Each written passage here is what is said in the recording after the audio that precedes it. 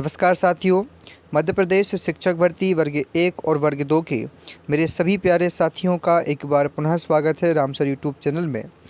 जैसा कि आप सभी को जानकारी प्राप्त होगी कि शिक्षक भर्ती वर्ग 1 की जो दस्तावेज सत्यापन प्रक्रिया चल रही थी, परिवहन की असुविधा के चलते उसको अब फिलहाल के लिए स्थगित कर दिया है। और इसी को लेकर हमारे फिलहाल में जितने भी ज़िले हैं 52 ज़िलों से सभी अभ्यर्थी सक्रिय हो चुके हैं और ज़िले स्तर पर से लेकर भोपाल तक ज्ञापन की प्रक्रिया प्रारंभ हो चुकी है। तो इसी कड़ी में एक बड़ी खबर निकल के आ रही है भोपाल की, उस पर भी हम चर्चा करेंगे। और दूसरी जो बड़ी खबर निकल के आ रही है वो आगे निकल के आ रही है जबलपुर से, जहाँ पर अतिथि शिक्षकों के लिए जो डिग्री वाला, आपको पता होगा कि डिग्री के साथ में आपको यदि है अतिथि शिक्षक में रहे हैं तो आपके शिक्षक नहीं बन पाएंगे। इस प्रकार से खबर है, पूरी विस्तार से हम चर्चा करेंगे दोनों खबरों पर। इसी के साथ में प्यारे मित्रों ने यदि वर्ग 3 का एग्ज़ाम देना है आने वाले समय में, तो आप सभी जो है सिलेबस कंप्लीट कर चुके होंगे। अब आपको आवश्यकता है कि 150 क्वेश्चन के लिए आपका जो समय रहेगा उस हिसाब से कैसे आपको कवर करना है, कौन कौन से पेपर किस प्रकार से आती है, सारी जानकारी आपको परीक्षा ऐप के माध्यम से मिलेगी। बट हम यहाँ से ध्यान रखेंगे, जब भी आप कोई भी टेस्ट सीरीज लगा रहे हैं तो उसके लिए कूपन कोड दिया गया है जो कि है राम सर G40।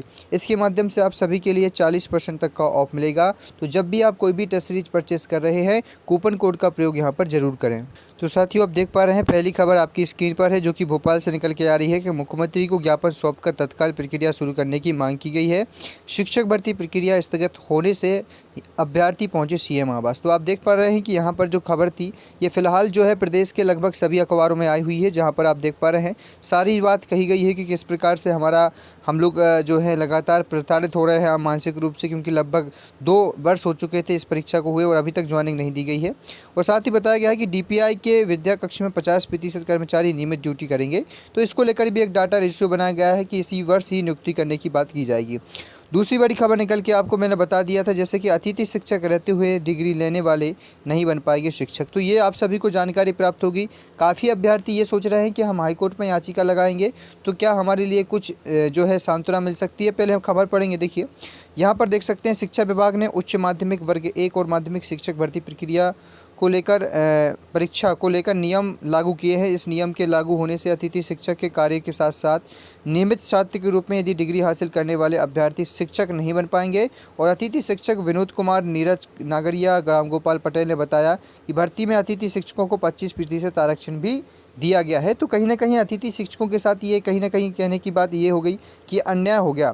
यहाँ पर 25% रिजर्वेशन देने के बाद ये अचानक आपको 26 जून को ये नियम ला देना कि एक साथ यदि आपने 2 डिग्रियाँ ली हैं, एक सत्र में यदि आपने पढ़ाया भी है और उसी में आपने कोई नियमित डिग्री ली है, तो ये गलत है। वैसे तो आप सभी को पता होगा कि पहले भी ये जानकारी थी 2013 में, लेकिन शिक्षक भर्ती में ये प्रमुख रूप से जारी नहीं हुआ था।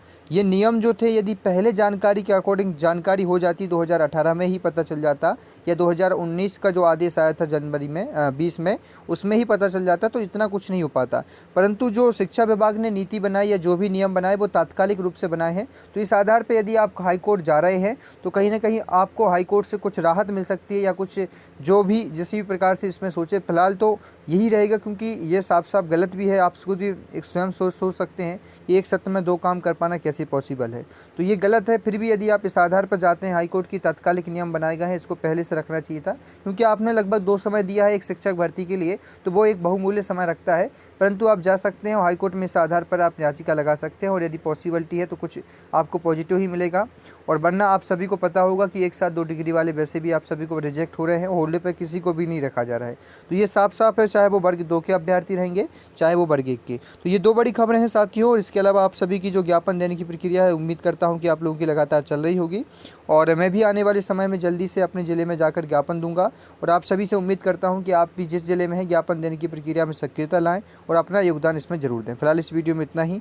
जय हिंद, वंदे मातरम।